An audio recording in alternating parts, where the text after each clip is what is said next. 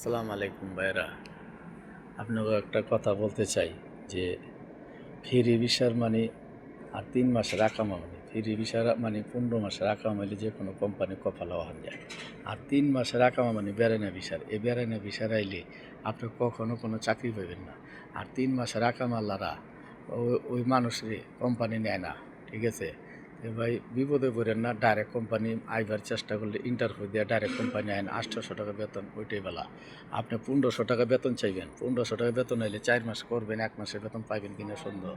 আর এটা আমরা যে বিষয়টা আছি এটা সাপ্লাই না, এটা বেড়াই না বিষয়, ঠিক আছে? এই বিষয়ে চাকরিও হয় কিনা এক আল্লাহ জানে, কিন্তু আমরা জানি না। কিন্তু অনেকে প্রতারক দালালের পাল্লা প্রতারক করে ডাইরেক্ট কোম্পানি ছাড়া আয়া সাপ্লাইয়ের মধ্যে আয়া ধরা খাইয়েন না, ঠিক আছে?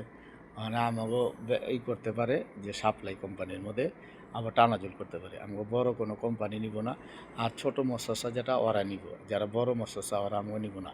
আর কফালা করতে আমাকে ২ থেকে ২.৫ হাজার টাকা লাগবে, ঠিক আছে?